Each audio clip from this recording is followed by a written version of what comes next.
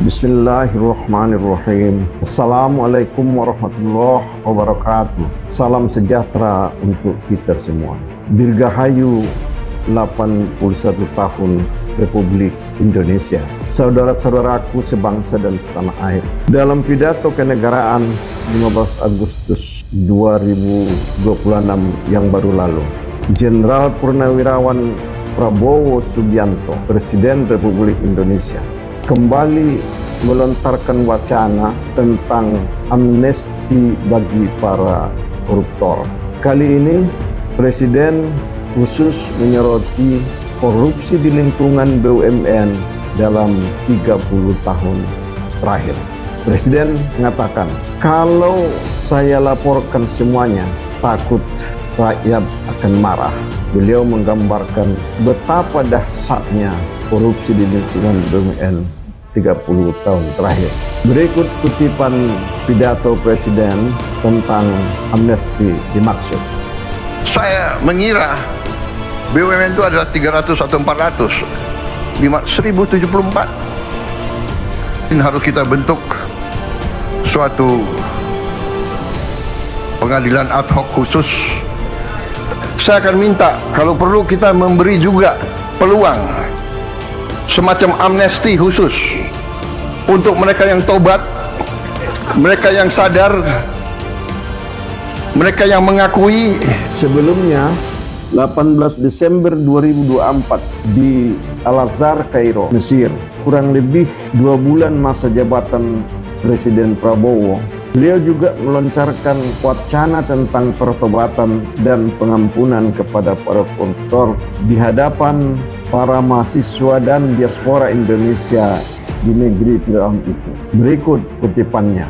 2 bulan, ya kan? Anda sudah hitung berapa koruptor yang sudah ditangkap?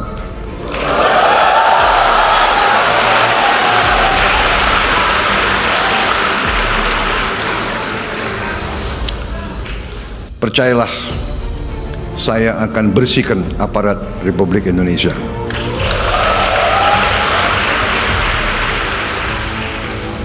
Pertanyaannya adalah, apa sesungguhnya yang ada di benak Presiden kita begitu ngototnya mengajukan amnesti kepada para koruptor?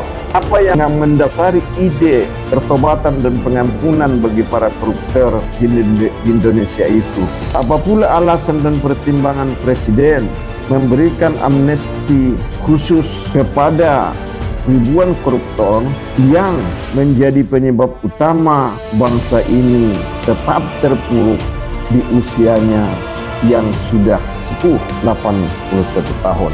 Apakah karena Presiden kurang percaya kepada aparat penegak hukum Indonesia, mulai dari polisi, jaksa, hingga aparat peradilan? Jangan-jangan perkara-perkara korupsi yang diusut dan ditampilkan ke meja hijau menimbulkan korupsi baru. Jadi ladang korupsi empuk bagi penegak hukum. Contoh faktualnya adalah kasus Febri Adriansah, mantan Jaksa Agung Muda Tindak Pidana Khusus Kejaksaan Agung. Atau apakah karena ingin cepat mengumpulkan dana sebesar-besarnya guna mengatasi masalah keuangan negara yang terseok-seok, antara lain akibat menggunungnya hutang negara warisan dari rejim sebelumnya? Atau apakah Presiden tidak tega membiarkan para koruptor dihukum berat?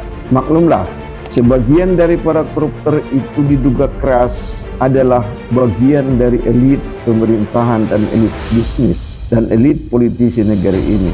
Bahkan sebagiannya diduga keras ada di ring satu istana. Atau barangkali ide pengampunan ini sebagai ekspresi atau implementasi dari prinsip Presiden yang sering berulang kali diucapkan beliau di berbagai kesempatan. Satu musuh terlalu banyak, 1000 teman terlalu sedikit.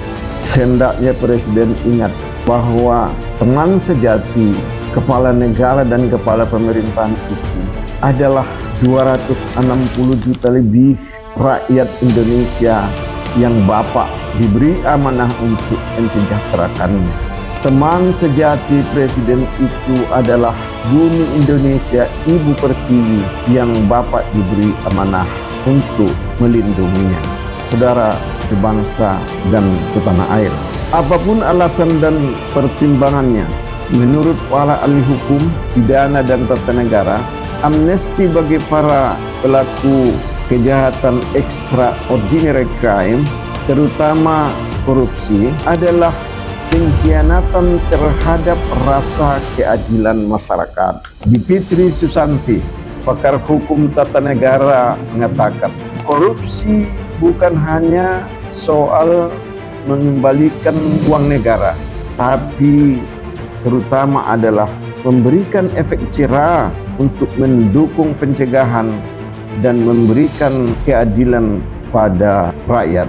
Berikut kutipan pernyataan Bivitri. Pertama, ini sudah bisa kita duga ya, namanya tindak pidana korupsi tidak mungkin sendirian, karena korupsi itu kan mencuri tapi pakai wewenang. Sejauh ini belum ada tanggapan atas wacana amnesti bagi para koruptor dari kalangan DPR, terutama dari anggota Komisi 3 DPR RI. Sementara itu, demo mahasiswa UI tanggal 18 Agustus 25 di Jakarta, salah satu dari 8 tuntutannya adalah pemberantasan korupsi secara serius dan konkret, tidak berhenti pada orasi dan wacana semata, tidak hanya omong-omong. Sesungguhnya Allah Subhanahu wa Ta'ala telah membuka pintu dan jalan lebar-lebar mengungkap kasus mega korupsi di negeri ini. Pintu dan jalan itu ialah seiring dengan ditetapkannya Febri Adriansyah sebagai tersangka tindak pidana korupsi dan TPPU.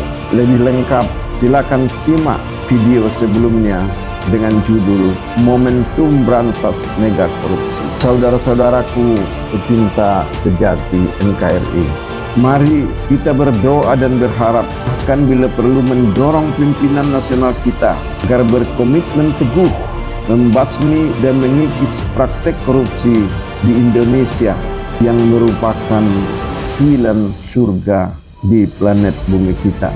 Demikian dari Kota Pahlawan, Surabaya, saya Zulkifli Nasution, penulis buku Malapetaka Global. Wassalam.